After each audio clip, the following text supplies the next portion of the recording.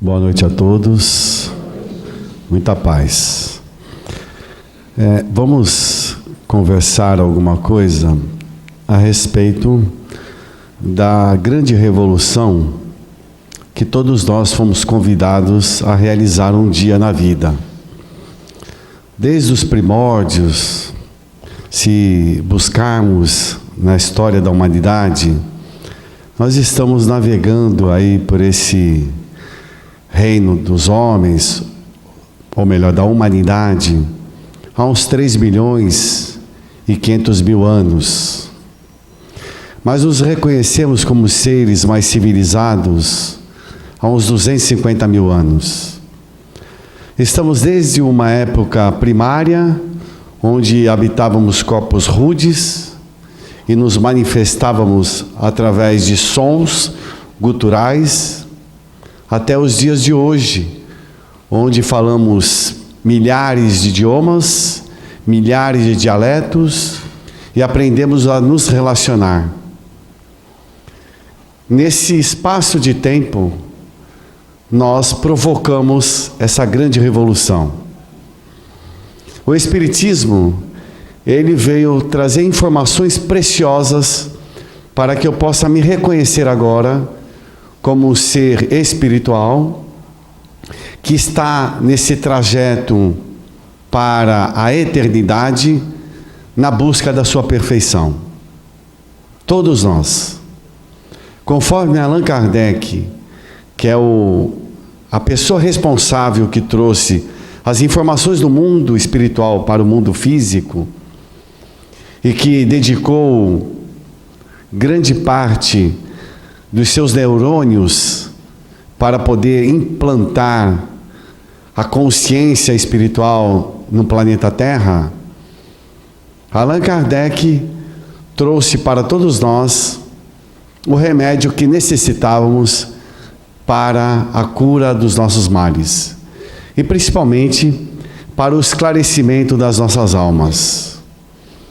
Todos nós buscamos, dentro desse processo de crescimento, de evolução, ser feliz. Todo mundo busca a felicidade.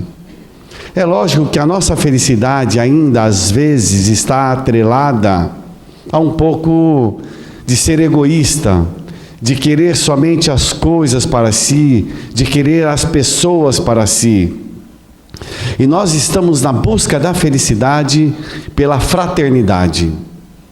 E só seremos fraternos quando nos tornarmos iguais. A igualdade, ela é um princípio básico para iniciar o processo da fraternidade. Enquanto não nos reconhecemos seres iguais, nós não conseguiremos ser fraternos. Tanto é que a igualdade é uma lei da natureza. É uma lei. E toda lei é um conjunto de regras que devem ser obedecidas para que eu possa ter êxito na obediência dessa lei, para ser assim uma pessoa que tenha paz, que traz serenidade e que está de acordo com uma lei que vai lhe trazer benefícios. Quando os Espíritos colocaram as leis naturais no livro 3º do Livro dos Espíritos, eles queriam exatamente que nós pudéssemos conhecer e saber que uma lei, as leis que foram apresentadas, que podemos iniciar como a lei da criação, mas que deverá se manter através da conservação, que é uma outra lei da natureza, e que deverá vir subordinada a uma outra lei, que é da destruição. Faz parte do processo, a destruição. E depois nós vamos aprender que existe uma lei da igualdade, que ela vai ser reforçada através da lei do trabalho. E o trabalho, ele vai dar um fruto precioso, que é o progresso, que é uma lei da natureza. E só teremos conquistado esse sentimento de fraternidade quando nós entendemos que existe uma lei superior a tudo, que é a lei de justiça e de amor. E para que possamos compreender isso, podemos nos calcar em pessoas que trouxeram na sua experiência de vida um exemplo significativo para todos nós. No Evangelho segundo o Espiritismo, Jean-Marie Baptiste Vianney, conhecido pelos espíritas, por nós espíritas, como sendo o cura de Ars, ele tem uma história muito interessante. Porque ele era um jovem camponês no interior da França, que tinha um sonho de se tornar um cura, um padre, de ser um padre formal, estudar num seminário, mas ele não tinha cultura, sabia ler, era simples, rude e pobre. Ele tinha todas as condições para não fazer o seminário, mas ele tinha uma condição essencial e fundamental. Era um jovem carismático, caridoso e fraterno. O padre, amigo seu, fez de tudo para que ele pudesse entrar em um seminário, até que um dia ele conseguiu. Começou a cursar o seminário para se tornar um seminarista. Mas com o tempo ele percebeu que os seus colegas seminaristas fizeram uma campanha para que ele pudesse ser mandado embora, e conseguiram isso. Mas a sua insistência, o seu idealismo, fez com que ele falasse com o bispo, e o bispo intercedesse e ele conseguisse se formar e tornar-se um cura. Dali, ele foi mandado e enviado para uma aldeia chamada Ars. E nessa aldeia de Ars, com uma população de 300 e poucas pessoas, ele começou a fazer o seu apostolado. Ele era tão fraterno e tão caridoso, que as pessoas passaram a ir até essa aldeia, pedir conselhos, pedir ajuda, e até mesmo ter bem-estar e saúde e curas. E quando ele realizava uma cura, que elas aconteciam, ele sempre dizia que não fora ele o responsável pela cura, mas que era Deus, através de uma menina que sempre estava ao seu lado, quando aconteciam as curas. Era uma menina de 12 anos de idade que se apresentava como Filomena. E Filomena, quem era Filomena? Viemos a saber, é lógico, com os estudos, que essa menina Filomena, ela se torna a mártir da Igreja Católica, a Santa Filomena, que tem uma história muito interessante. Os pais dela, um casal, o rei, a rainha, viviam em uma região da Grécia, e tinham lá o seu condado, os seus subordinados, os seus escravos, todos aqueles que compunham o seu reinado.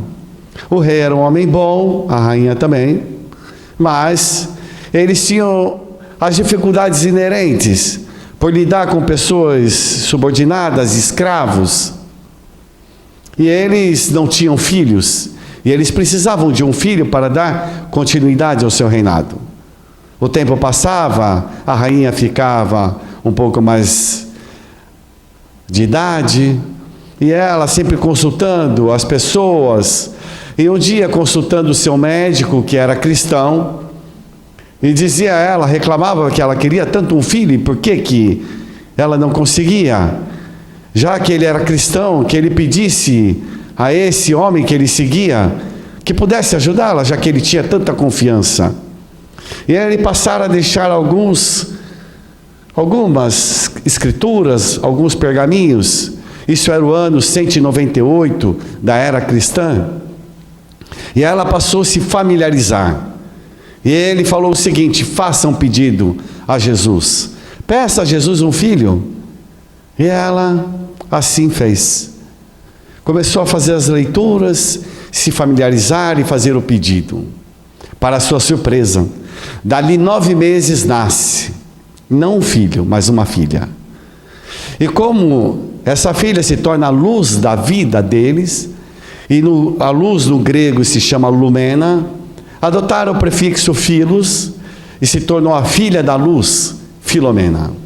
Filomena, desde novinha, apresenta-se uma menina diferenciada, com 5, 6 anos de idade, andava e perambulava entre os escravos, entre aqueles principalmente que tinham feridas, tinham o hábito de querer ajudar e amparar os mais necessitados, sempre colocando os seus pais em dificuldades, porque faziam parte de uma casta diferente.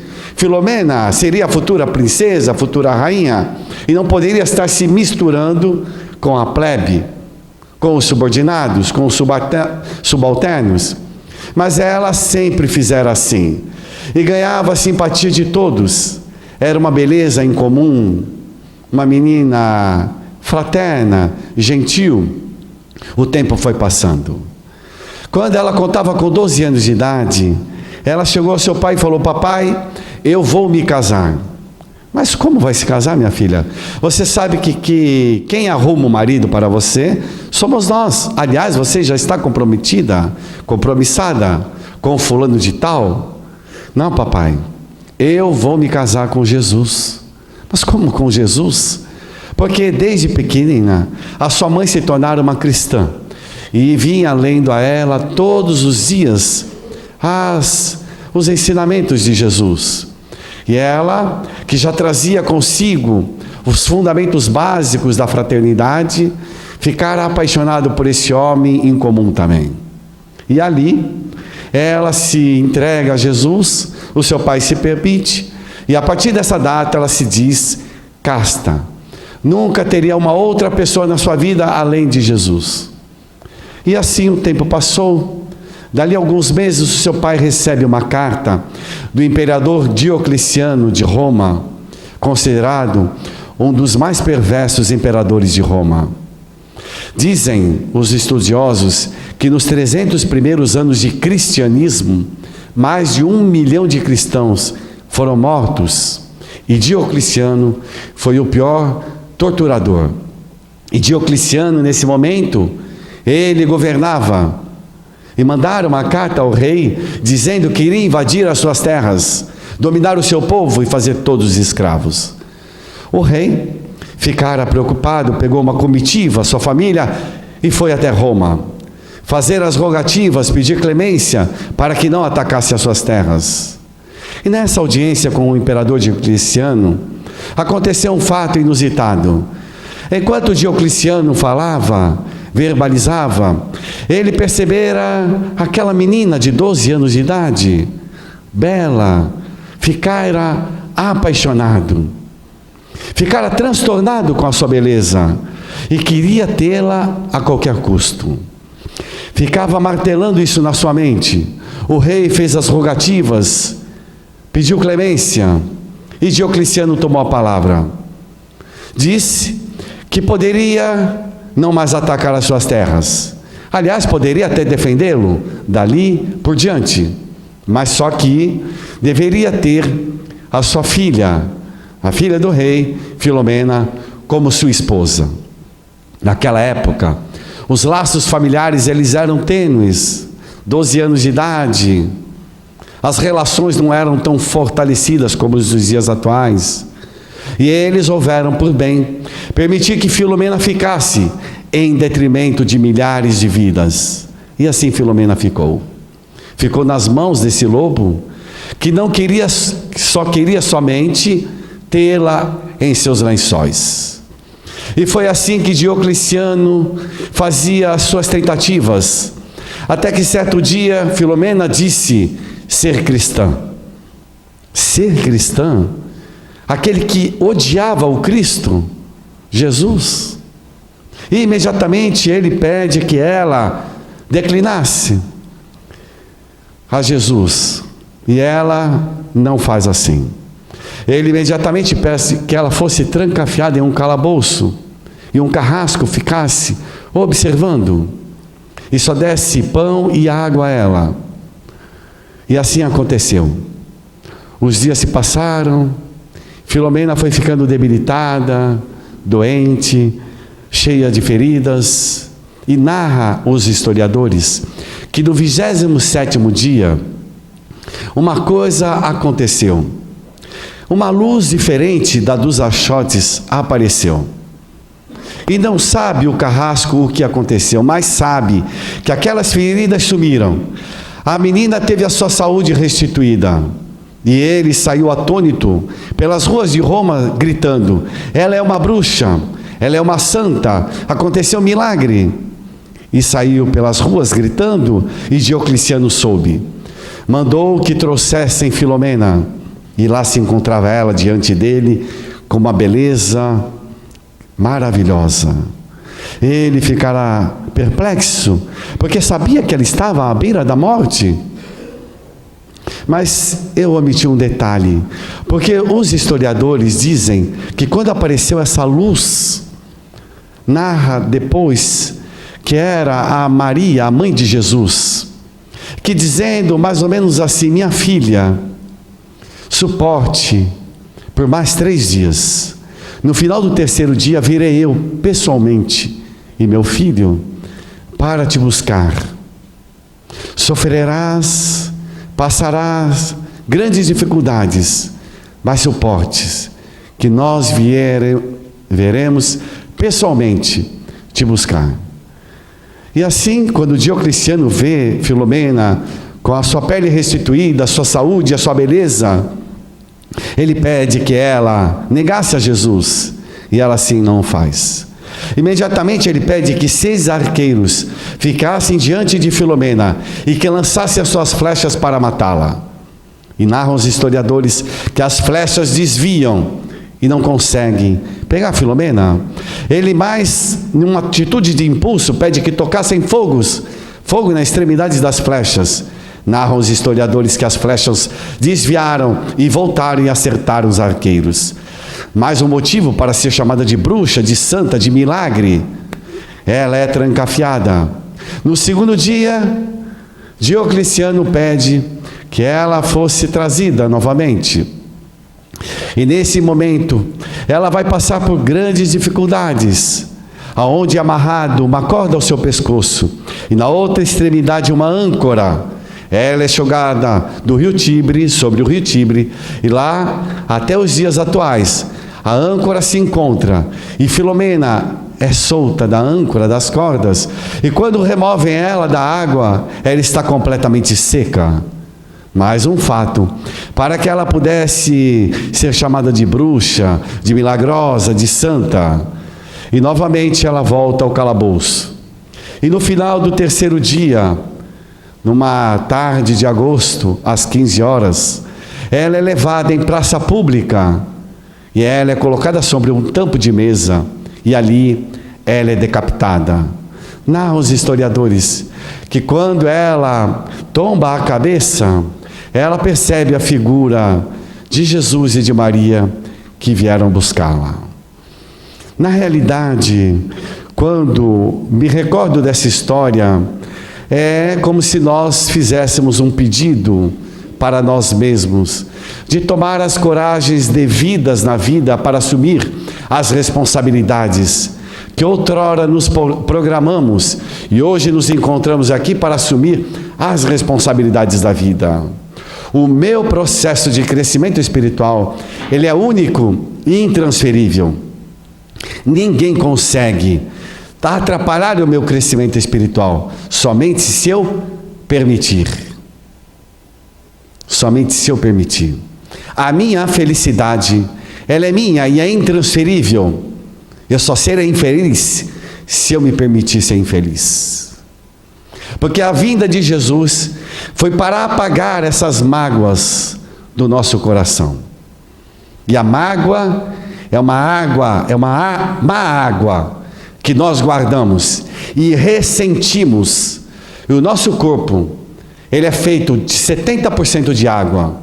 E quando eu eu tenho um ressentimento, eu fico tendo sentimentos ruins, negativos, pessimistas, de baixa estima. Eu estou remoendo essa água dentro de mim, fazendo com que o meu corpo entre num processo depressivo e melancólico. E a minha alma se deprecia, me achando uma vítima da sociedade, um coitado, que não tem condições de superar coisa alguma. O Espiritismo é a ciência que veio despertar dentro de nós esse potencial espiritual, que nós temos a capacidade e a condição de fazer a maior revolução que o mundo já viu. A maior revolução, ela não é exterior, ela é interior. É a capacidade da pessoa se tornar resiliente. Resiliente é quando uma pessoa te ofende e você não devolve a ofensa. Isso não é covardia, é uma atitude de coragem. Confundimos muito coragem com covardia. Normalmente acreditam as pessoas que somos covardes, mas somos corajosos porque enfrentamos.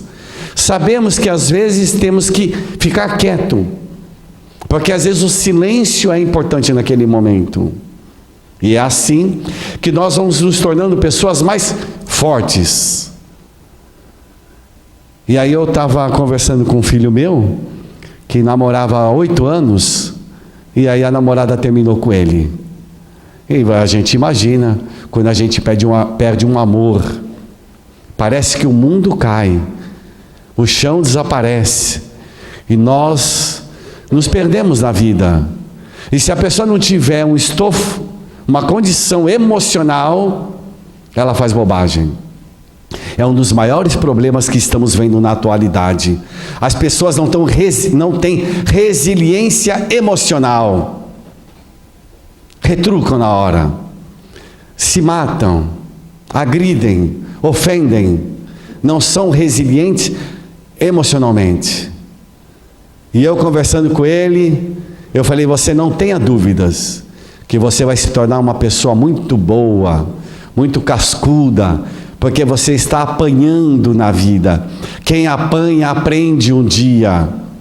Não a agredir, mas sabe se tornar forte, porque é uma atitude de coragem em enfrentar uma situação adversa, sem reclamar, sem blasfemar, sem agredir. Porque é desta forma que nós devemos agir para o nosso próprio bem. Não é o bem do outro, mas é o nosso próprio bem. Porque se eu revidar com o mal está saindo dentro de mim. E é uma fonte da maldade. E isso, se eu não tomar conta, se eu não me der conta, eu vou ter essa maldade. Sempre com atitudes de maldade, ou com crítica, ou com observações negativas. Isso sai de mim. E eu me torno uma pessoa intragável, chata. Porque eu vou perdendo o senso crítico, o juízo crítico. Porque eu passo a repetir e reproduzir essa atitude. Da mesma forma que uma pessoa tem uma dependência química, uma cocaína, um crack, e ela precisa usar aquele elemento para restabelecer o equilíbrio, entre aspas, da química que precisa, e entre aspas, o equilíbrio do emocional, mas que ele cai numa grande perdição, porque ele vai precisar estar repetindo isso, porque não é um hábito bom, é um hábito nocivo, é tão nocivo que se torna um vício, e o vício traz malefícios, e a pessoa não percebe.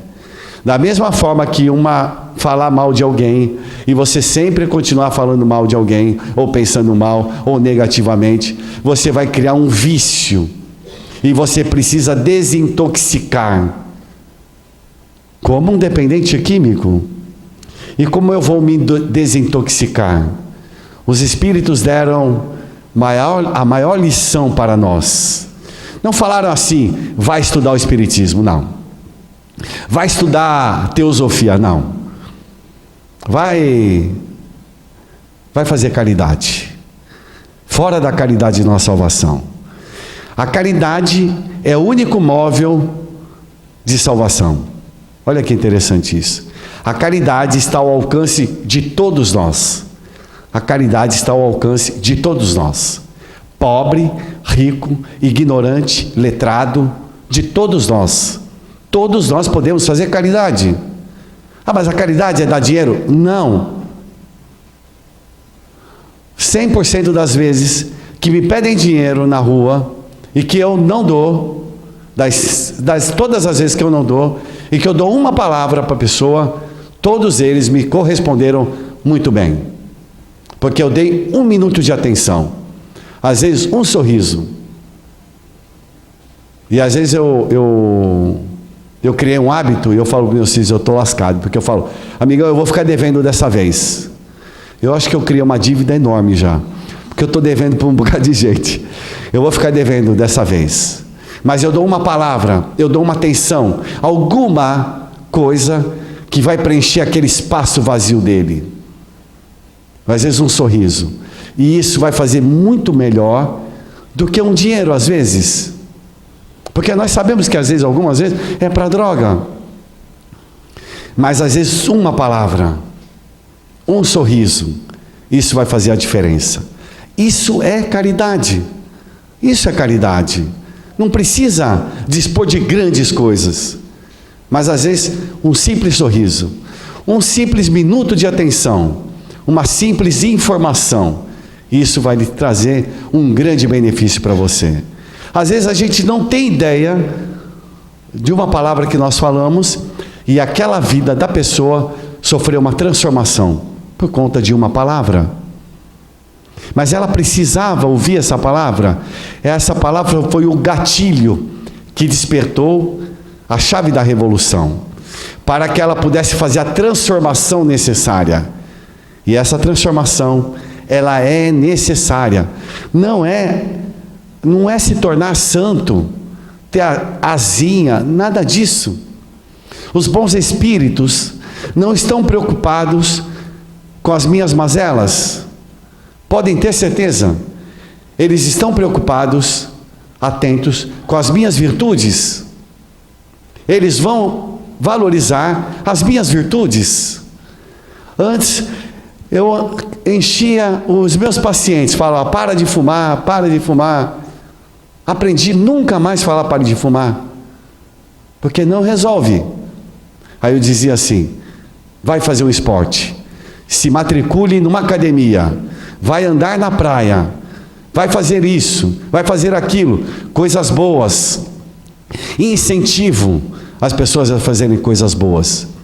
Porque quando você passa a fazer uma atividade física, ela vai te obrigar a educar em alguns hábitos, na alimentação, às vezes se fuma, se bebe, porque você vai passar a ter autoestima, vai passar a se valorizar e se gostar como pessoa.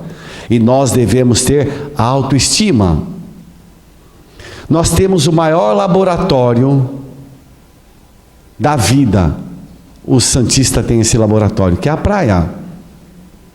Às vezes a gente vai no médico, ele vai receitar magnésio, ele vai receitar zinco, ele vai receitar iodo, vai receitar uma série de elementos, que se você andar na praia, você está recebendo esses elementos.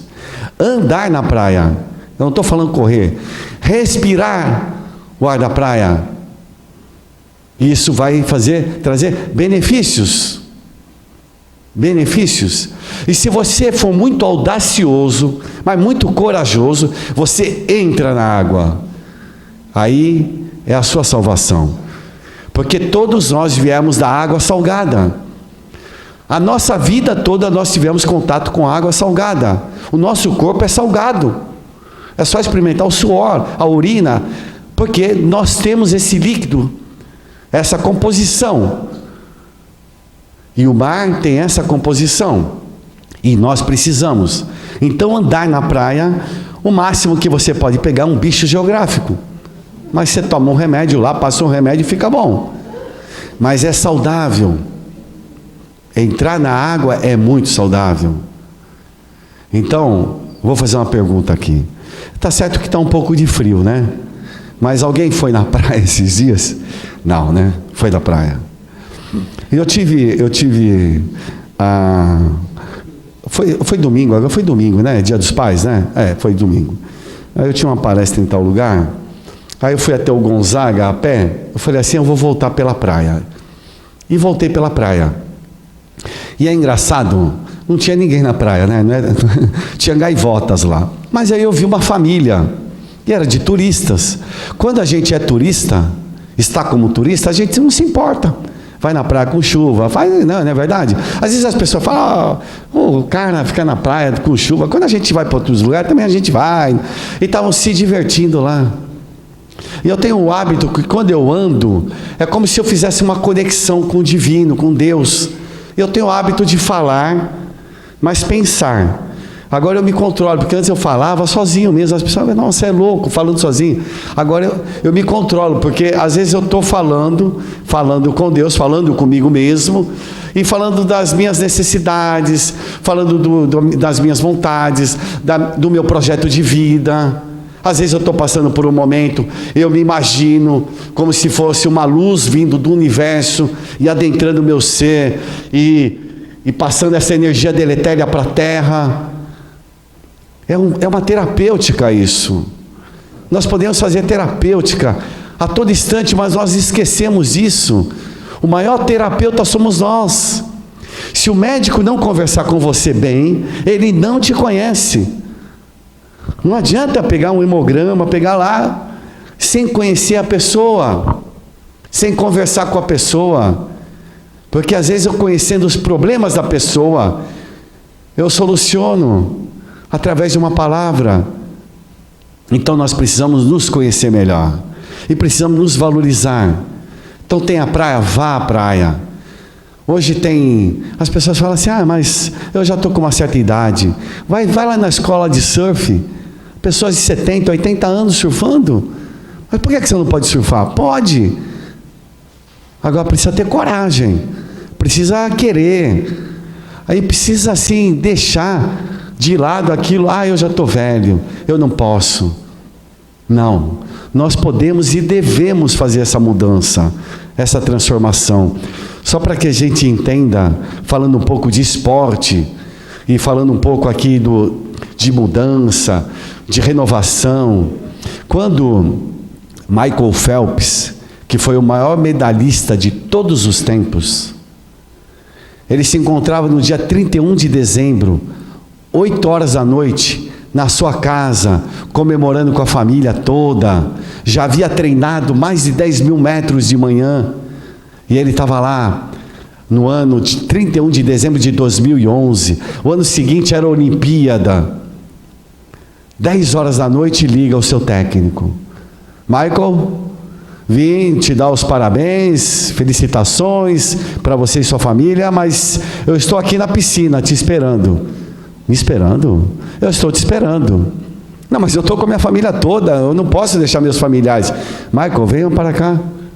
Eu estou te esperando. Você não quer ser o melhor do mundo? Você não quer ser a lenda, o único? Venha para a piscina. E ele foi. Psicologicamente, ele se tornou imbatível naquela noite. Porque o treinador falou para ele: você é o único cara no planeta Terra que está treinando. Você é diferente de todos os outros. Ninguém consegue te vencer, porque você venceu agora. E ele colocou essa ideia, e ele comprou a ideia, e ninguém ganhou dele, porque ele se tornou imbatível. Quando nos reconhecemos filhos de Deus, herdeiros do universo, nós nunca mais seremos o mesmo, porque nós iremos adquirir confiança em si. Confiança. Teremos compaixão com os outros. Seremos resilientes na vida, porque é assim que a vida nos pede. Porque nós vivemos num planeta de provas e expiações. Se nós nos achamos pessoas evoluídas, temos que ter mais paciência, mais tolerância. Deus permite que venham pessoas do nosso meio, psicopatas, pessoas de má índole, para que possam ter exemplo de você que se considera uma pessoa diferente. Por isso que o exemplo é tudo na vida. Por isso que Jesus nada escreveu, mas fez tudo através dos exemplos. E ele resumiu em uma única frase, para que nós pudéssemos todos viver de uma forma fraterna. Não faça ao outro o que tu não gostaria que o outro te fizesse. Ou melhor, faça ao outro aquilo que tu gostaria que o outro te fizesse. Você gosta de ganhar presente? Dá presente. Você gosta de ser amado? Ame. Porque nós estamos na ativa. Francisco de Assis, que é muito melhor você amar do que ser amado. É muito melhor você perdoar do que ser perdoado. Você está na ativa, você está na frente, você está na liderança, você está na coordenação. Você é o responsável pelo seu crescimento. Então, Santa Filomena, uma menina de 12 anos de idade, já tinha plena consciência do que queria na vida. Ela sabia por que ela viera à Terra. Vianney, o cura de Ars, tinha certeza de que ele sempre foi um cura, mas queria formalizar isso perante uma sociedade francesa para que pudessem reconhecê-lo. E que para se tornar um seminarista não é importante que seja culto, mas é importante que você tenha coração, você seja uma pessoa fraterna. E é dessa forma que, através desses exemplos, nós vamos conseguindo nos espelhar e assim nos conduzir melhor. E que nós possamos assim encerrar, agradecer profundamente a uma pessoa que é responsável por nos encontrarmos aqui. E que às vezes a gente não tem ideia do que essa pessoa passou. Quando Allan Kardec, católico, apostólico romano, se coloca no mundo, em relação ao mundo dos espíritos, ele era um homem de ciência, da Academia de Ciências de Paris, da Academia de Letras da França. Ele havia escrito 20 obras, que eram adotadas pela Universidade de França, Sorbonne, falava 9 idiomas, era um intelectual da época, mas era uma pessoa fraterna.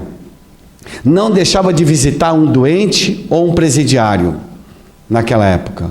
Naquela época, a França, a Europa, haviam muitas guerras, muitas viúvas, muitos órfãos, muitas doenças, e precisavam de pessoas generosas que pudessem atender os necessitados. Quando ele se torna espírita, ele antes dedicou a vida toda à educação, montando uma escola e dando educação para filho de barão, de conde, de duque, mas dando também educação para aquele que não podia pagar. Se torna espírita e tem a coragem de mudar o seu nome para que a obra pudesse vingar pelo seu próprio conteúdo. E teve a coragem de lançar um livro chamado Livro dos Espíritos em 1857, que era assim, já tinha acabado a crucificação e a guilhotina e o apedrejamento, senão ele seria. Era chamado de tudo quanto é coisa. Todos aqueles que eram seus amigos se tornaram pseudos amigos. E ele dizia, dentro da própria Sociedade de Estudos Parisienses Espírita, ele sofria grandes embates. Mas teve a coragem para implementar uma nova era, trazer o conhecimento sobre a realidade espiritual. Então nós devemos a essas pessoas a atitude de coragem, de assumir uma postura na vida. E é isso que vai para todos nós, assumir uma postura, a postura de dignidade, de honradez, de simplicidade, de humildade, porque nós vamos pegar o ser mais evoluído desse planeta. Ele tinha a atitude de humildade. Foi o maior médico que apareceu na Terra. Não precisava de nenhum aparelho, de nenhum remédio. Com a simples força magnética dele, que era a maior fonte irradiadora de energia do planeta Terra, ele curava as pessoas. E ainda dizia, a tua fé te curou. Então, senhores, a doutrina espírita é exatamente para que a gente possa dar um impulso na nossa vida. E saber que só vai nos tornar infeliz se nós deixarmos. Lute pela sua felicidade. Não permita que aquelas pessoas que invejam, aquelas pessoas que têm ciúmes, tomem conta da sua vida. Faça com que a sua vida, você que norteia. Agora, a sua vida tem que ser norteada sobre princípios. E os Espíritos nos colocaram Jesus como modelo. E o princípio de Jesus, o princípio crístico, é o respeito ao semelhante. Mas eu só consigo respeitar o semelhante se eu me respeitar. E para as mulheres, Jesus é o primeiro homem no planeta Terra que vai falar com uma mulher em praça pública diante de tantos homens. Não podemos chamar de feminista, mas é aquele primeiro que vai dar o valor devido às mulheres. É tão interessante isso, porque ele tinha a ousadia de fazer isso. Jesus era tão ousado, que ele teve a capacidade de fazer essa atrocidade. Olha o que ele fez. Viu uma multidão de homens, todos armados com uma pedra em cada mão, segundo o relato do apóstolo João. E essa mulher veio totalmente desfigurada, transtornada, porque ela seria morta apedrejada. Olha, naquela época, apedrejada. É como se colocasse uma mulher aqui, cada um pegar a pedra, vamos atirar a pedra. Apedrejada pelo ódio, pela raiva, pelo preconceito. E aí Jesus, na sua ousadia, ele fala assim, olha, quem tiver sem pecado, atira a primeira pedra. A sabedoria não condenou a ninguém, nem absolveu a mulher, mas com uma frase mexeu com a consciência de todos. E narra o apóstolo João, dos mais velhos aos mais novos, foram se retirando. Mulher, onde estão aqueles que te condenam? Todos se foram, então vá, e não erres mais, não peques mais. Então, o recado é para que a gente evite os erros, porque já nós muito sabemos. O Espírito Emmanuel diz que aquele que tem contato com o Espiritismo por 5 minutos, tem condições de fazer uma revolução moral e ética na sua vida. Então, que Deus nos ajude, que Deus nos fortaleça, nos dê força para que a gente se sustente no caminho do bem e que acompanhe cada um dos senhores em seus lares. Muita paz a todos, muito obrigado pela atenção.